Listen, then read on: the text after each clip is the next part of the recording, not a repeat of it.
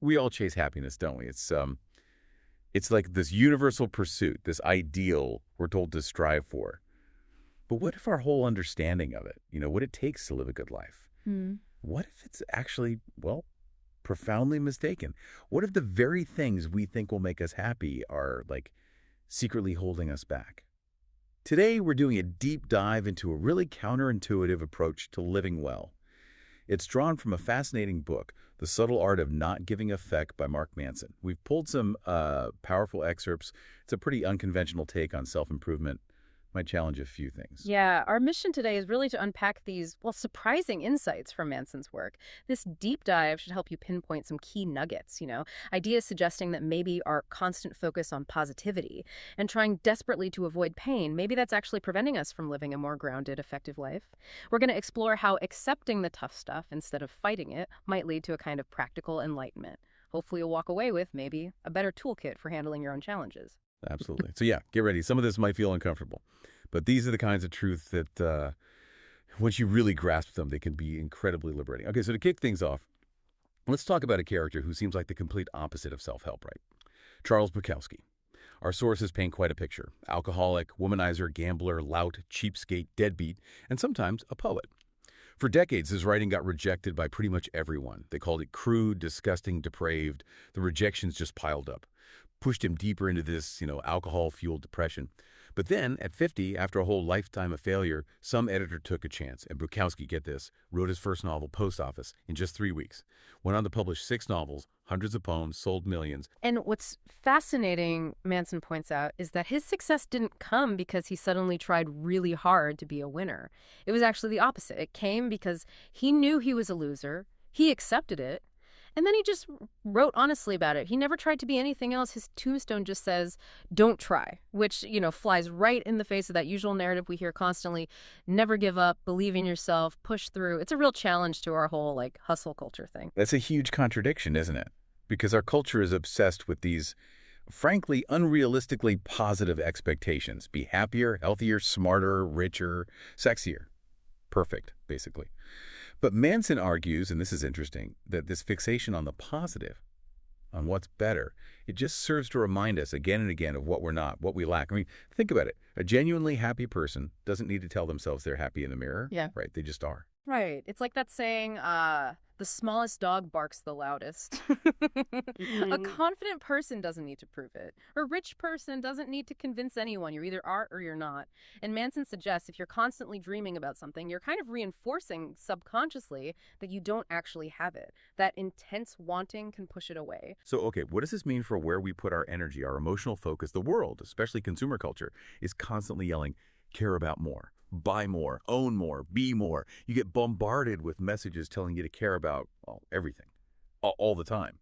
But the problem is, as Manson puts it pretty bluntly, caring about too many things, giving too many fucks, it's actually bad for your mental health. It makes you attached to superficial stuff, fake stuff, makes you dedicate your life to chasing this mirage of happiness.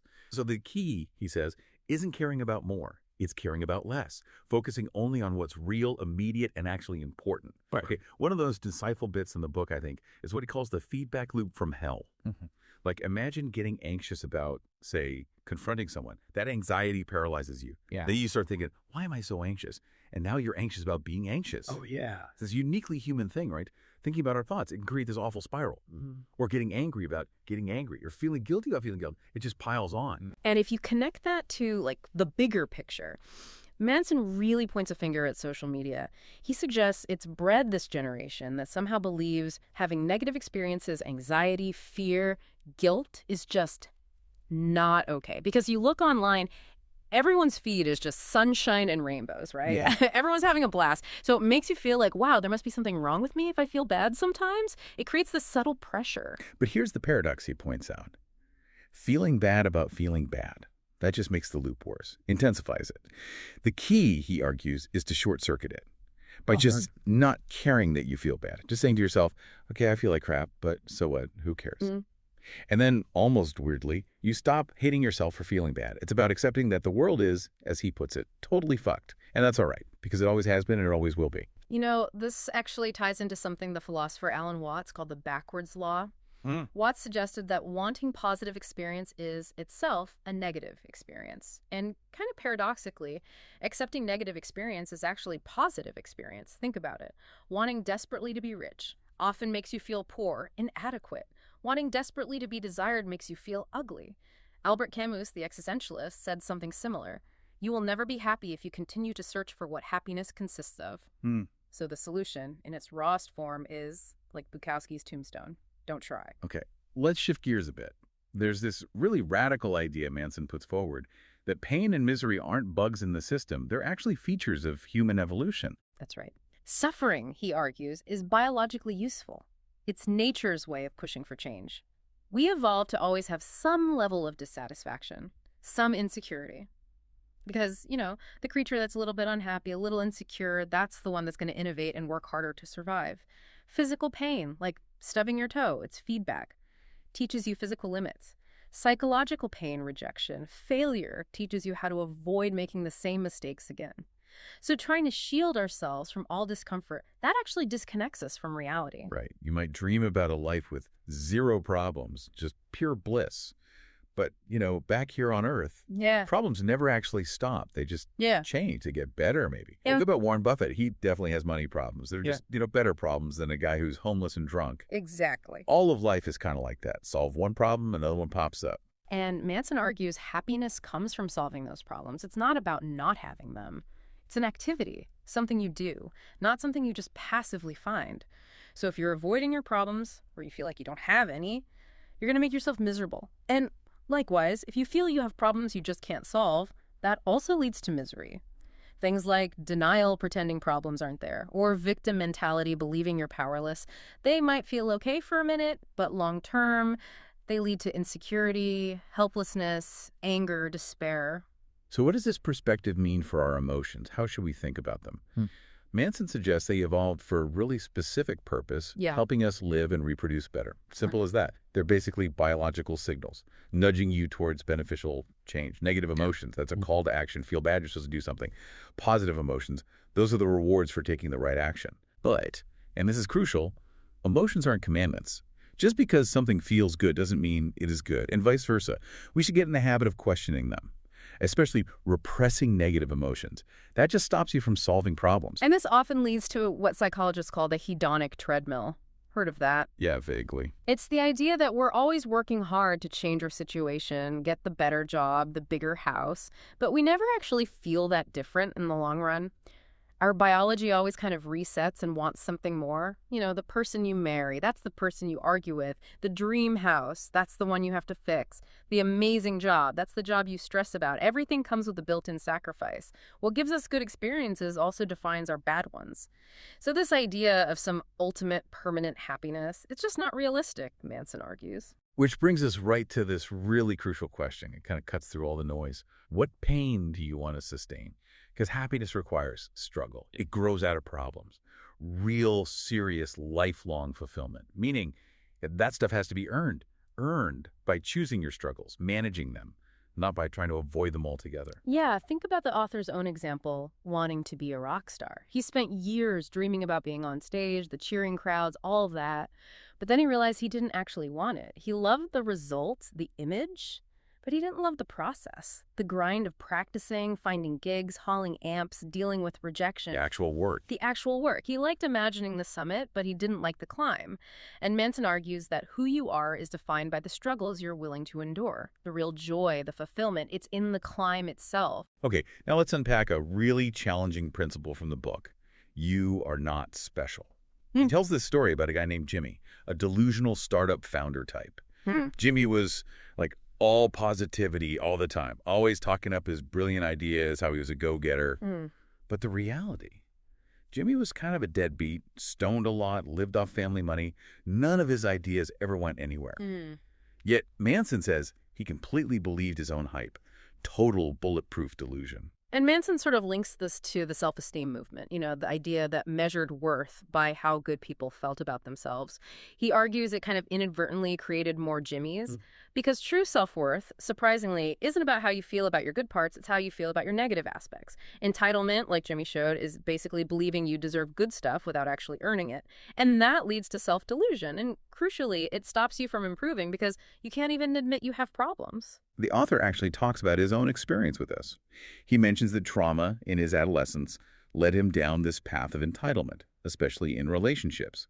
Chasing validation through women, constantly needing proof he was loved or accepted, feeling like he could say or do whatever, break trust, and then just smooth it over with some flimsy excuse. And Manson breaks down entitlement into two main types, though he says they're both selfish at the core. One is, I'm awesome, everyone else sucks, so I deserve special treatment. The other is, I suck, everyone else is awesome, so I deserve special treatment. See the common thread? Yeah, it's all me, me, me. Exactly. And often, the very first step to actually solving your problems is realizing, hey, maybe my problems aren't that unique. Maybe they aren't the worst pain imaginable. That makes me wonder, is modern society, with all the constant connections, social media, is it making this entitlement worse? You see people feeling victimized over really minor things, demanding the world cater to their feelings. Manson calls it victimhood chic, something you see across the board, politically speaking. Yeah, and the media plays a role too with what he calls outrage porn. They profit from broadcasting fairly minor offenses and then amplifying the outrage that follows. It distracts from bigger, real issues. Look, part of living in a free society is, well, you have to deal with people and views you don't like. That's just the price of admission. Manson suggests we should value things like honesty, transparency, welcoming doubt, rather than always needing to be right or feel good. And building on that, there's this concept he calls the tyranny of exceptionalism. Fact is, most of us are pretty average at most things we do. Right. Even if you're amazing at one thing, you're probably average or below average at lots of other stuff. But today, we're flooded with information from the extremes, the best, the worst, the most outrageous. Because that's what gets clicks, gets attention. Right. And this flood makes us think exceptionalism is the new normal, which makes us feel inadequate, insecure, drives us to compensate somehow. But true greatness, Manson argues, doesn't come from thinking you're already great. Actually, it comes from being obsessed with getting better, from believing deep down that you're not that great yet. Accepting those bland and mundane truths like, hey, I'm pretty ordinary, that can actually be freeing. It lifts that constant pressure to be amazing, and that freedom lets you appreciate the simple things more. Friendship, creating something, reading a good book, ordinary stuff, yeah, but maybe it's ordinary because it's what actually matters. Okay, here's a really thought-provoking story from the book. Let's talk about Hiru Onoda, the Japanese soldier who kept fighting World War II in the Philippines for 30 years after it ended. Incredible story. Yeah, he thought the peace leaflets were just enemy tricks. He was just following orders. Never surrender. And his story gets even wilder when you bring in Norio Suzuki, this young, kind of hippie guy who set out specifically to find Onoda. Apparently his list was find Onoda, find a panda bear, and find the abominable snowman. In that order. Seriously. And Manson uses both of them as examples of people choosing their suffering. For Onoda, it was loyalty to a dead empire. For Suzuki, it was the thrill of adventure. And because they chose it, their suffering had meaning, which allowed them to endure it, maybe even find value in it. It forces us to ask ourselves, right? Why am I suffering? What's the purpose here? But the real irony, Manson points out, is that Onoda's greatest suffering wasn't in the jungle. It came when he finally returned to Japan in 1974, to this modern consumerist society. He found a culture that seemed to have lost those traditions of honor and sacrifice he'd literally dedicated his life to. Wow. His suffering, his loyalty. It suddenly lost its meaning because the empire it served was gone, culturally irrelevant. He became more depressed back home than he ever was hiding in the jungle. The meaninglessness hit him harder than any bullet could have. If you connect that to the bigger picture, it really highlights how the value of suffering depends entirely on the purpose it serves. Once that purpose disappears, the meaning goes with it. And that often leads to despair. Onoda's story is such a powerful, if tragic, illustration. Meaning isn't in the suffering itself. It's in the purpose we attach to it. So this leads us to how we figure out our own values, our own suffering. Manson uses this analogy of peeling a self-awareness onion. It has layers. Layer one. Yeah. Just understanding your basic emotions. This makes me happy. This makes me sad. Feels simple, right? But he says many people struggle even here. Yeah, surprisingly common. Layer two, asking why you feel those things. Why am I angry? Is it because I feel like I failed at something? This gets to the root causes. But layer three, the deepest one, is identifying your personal values. Why do I see this as success or failure? What's the standard I'm using to judge myself and others? Our values, Manson insists, are what determine the kinds of problems we have and how good or bad those problems feel. And often, the metrics we use based on those values are just flawed. Manson uses this funny example about himself getting annoyed when his brother didn't text back quickly. His internal metric for a good relationship was based on, like, contact frequency. Pretty arbitrary, right? Yeah. But by holding on to that metric, that value, he kept creating this recurring, frustrating problem for himself, ruining perfectly good Saturday mornings over a text message. Or think about the rock star problems example he uses, comparing Dave Mustaine and Pete Best. Mustaine, guitarist for Megadeth, sold millions of albums, huge success by any normal standard. But he admitted he still felt like a failure. Why? Because his metric was always being more successful than Metallica, the band that fired him years earlier. Wow, still holding on to that. Right. His core value was comparison, and it just kept making him miserable. Now contrast that with Pete Best, the original Beatles drummer. Kicked out right before they exploded into global fame. Talk about a raw deal. Yeah, it's rough. He went through deep depression, naturally. But eventually, he found happiness later in life. He said getting fired led him to meet his wife, have kids. His values shifted. He started measuring his life differently, valuing family stability over fame and fortune. And Manson uses this to show how some values lead to good problems, ones you can actually solve and feel good about. Others lead to bad problems, ones that are maybe unsolvable or just keep making you miserable. So what does this all mean for how we choose what to care about, how we pick our values? Poor values, Manson says, lead to poor problems. Problems that are hard, maybe impossible to solve satisfyingly. He gives examples of what he calls shitty values. Things like prioritizing pleasure above all else. He says, pleasure is an effect of happiness, not a cause. Interesting distinction. Or material success diminishing returns after basic needs are met. Or always needing to be right that just stops you from learning. Or even just staying positive all the time. He sees that as a form of denial, avoiding real issues. This all kind of circles back to this fundamental idea. You are always choosing. Manson uses this great marathon analogy. Imagine running 26.2 miles. Grueling, right? Yeah. Now, if someone forces you to do it at gunpoint, it's terrifying, pure torture. Absolutely. But if you choose it, if you train for months, buy the gear, run it with friends cheering you on, it could be one of the proudest moments of your life. It's the exact same painful distance. Yeah. But the difference is that feeling of choice, Yeah. of responsibility. Right. Manson suggests that if you're feeling miserable in a situation, it's often because you feel like some part of it is out of your control. Like the problem was just dumped on you without your say-so. But the moment you feel like you're choosing your problems, even the difficult ones, you feel empowered. It completely shifts your mindset away from being a victim towards having agency. Think about the story of William James, often called the father of American psychology. He had lifelong health problems, bouts of severe depression, felt like a total failure for years. Then, at age 30, kind of rock bottom, he decided to try an experiment for 1 year. He committed to believing he was 100% responsible for everything that happened in his life, no matter what, and he'd act accordingly. If you connect that to the bigger picture, James went on to achieve incredible things. He credited that 1-year experiment with his rebirth. It illustrates this deep truth Manson keeps hitting. Okay, maybe we don't always control what happens to us. Life throws curveballs. But we always control how we interpret it and how we respond. As he puts it, kind of echoing that famous line, with great responsibility comes great power. The more responsibility we choose to accept for our lives, the more power we actually have over them. And let's unpack that distinction between fault and responsibility. They get mixed up all the time. Like if you accidentally hit someone with your car, it's probably your fault. Legally, you're responsible. Makes sense? But say your partner cheats on you. It's clearly their fault, right? They did the wrong thing. Yeah. But you are still responsible for how you react, how you process it, how you move forward, how you manage your own happiness after that. Manson actually shares that exact experience happening to him. His first girlfriend cheated. Initially, he just blamed her for all his misery. Made sense, right? She caused the pain. Yeah, natural reaction. But eventually he realized, okay, she was to blame for the situation, but he was responsible for his own happiness going forward. And once he adopted that mindset, took responsibility for his reaction, he started improving himself, exercising, seeing friends, meeting new people. Taking responsibility, even when it wasn't his fault, actually led him to grow and understand his own role in why the relationship was unhealthy in the first place. But this raises a tough question. What about real tragedies? Things that are undeniably not someone's fault. Yeah. Think about Malala Yousafzai, shot by the Taliban at 14 just for wanting girls to go to school. Horrific. Clearly not her fault. No, absolutely not. Yet, She chose how to respond.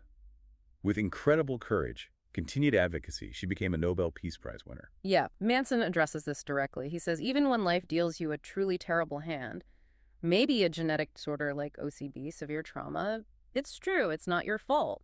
But it is still your responsibility to choose how you live with it, how you respond to it. The book mentions teenagers with OCD learning to prioritize values greater than their disorder, like having friends, finishing school, and finding huge improvement. Life's like poker, Manson says. We all get dealt cards. Some hands are way better than others, no question. But the real game, that's in the choices we make with the cards we have, the risks we take, the consequences we choose to live with. So, okay, what does all this mean when we actually want to make a change? A real, meaningful change. Manson argues the big challenge often isn't figuring out how to change, it's just doing something, anything. Yeah. Because change involves uncertainty. You're going to feel like an idiot, a failure, a fraud at first. That's part of it. You'll be nervous, you'll freak out, you'll definitely face rejection. Letting go of an old value feels weird, disorienting. And this brings us to his do something principle, which is pretty powerful. Most of us think first comes inspiration, then motivation, then action. Right.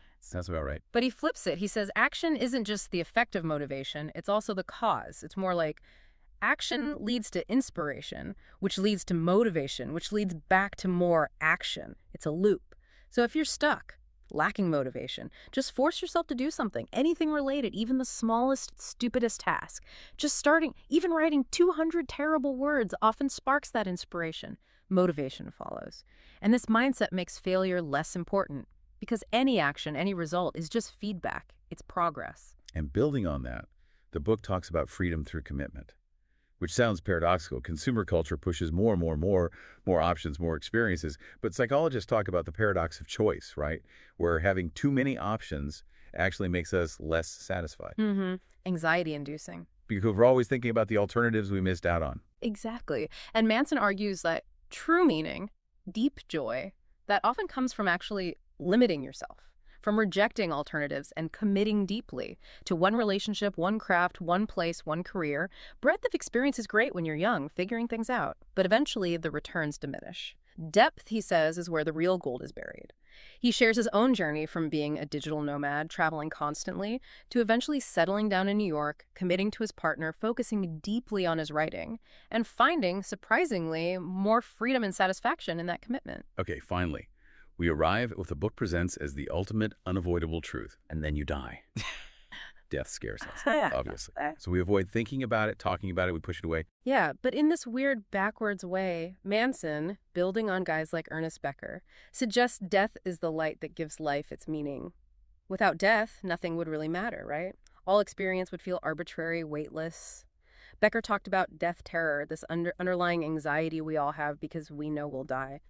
And how we try to cope by creating these immortality projects, trying to build a conceptual self that lives on forever, putting your name on a building, having kids, writing a book, trying to leave a mark. But when those projects feel meaningless or fail, that death terror creeps back in. So the bitter antidote, as Becker called it, is to actually question those conceptual selves, to become comfortable with the reality of our own death. Manson argues this is incredibly liberating because it frees us to choose values that aren't tied to some illogical quest for immortality. Happiness then comes from caring about something bigger than yourself, believing you're part of some larger process, that your life contributes to something beyond just you. Entitlement, on the other hand, does the opposite. It pulls all the attention inward, makes you feel like you are the center of every problem, you suffer all the injustices. Our culture often confuses getting a lot of attention with actual success or importance. They're not the same. But Manson's point is, you are already great, just by the act of choosing what to care about, what to give a fuck about, and what not to, especially in the face of all this confusion and the certainty of death. He shares this really profound story about a friend, Josh, who died tragically when they were young, drowned after jumping off a cliff. And that ultimate pain, witnessing that loss, led to this unexpected realization for the author. There is nothing to be afraid of, ever. Wow. And that understanding, he says, gave him permission to finally live. It transformed him, made him more responsible, curious, hardworking, made him care about things bigger than his own insecurities. He wraps up with this powerful image, confronting his own mortality, standing at the Cape of Good Hope in South Africa, describing, looking over that treacherous cliff, feeling the fear, but actively leaning into it, acknowledging it. this willing engagement with mortality, even finding exhilaration in it. He suggests the more you're willing to look into that darkness, the brighter life actually becomes. The quieter the background noise gets, the less unconscious resistance you feel towards, well, anything. So let's try to wrap up our deep dive today into the subtle art of not giving a feck. The core insight really isn't about trying to avoid problems or pain. That's impossible anyway. It's much more about choosing your struggles wisely, embracing uncertainty, taking responsibility even when it's not your fault, Yeah. and committing deeply to values that actually matter to you. Yeah, genuine self-improvement based on this perspective isn't about chasing endless highs or constant positivity. It's about choosing better values. Because when you choose better values, you get better problems. And when you get better problems, you get a better life. It's about the quality of your problems, really. And maybe here's a final thought for you to chew on, something to take away. You are already great. Simply because, facing all this confusion and knowing death is certain, you still continue to choose. You choose what to care about and what not to. So the question becomes, how will you choose to live, knowing the end is inevitable? What will you choose to truly give a fuck about?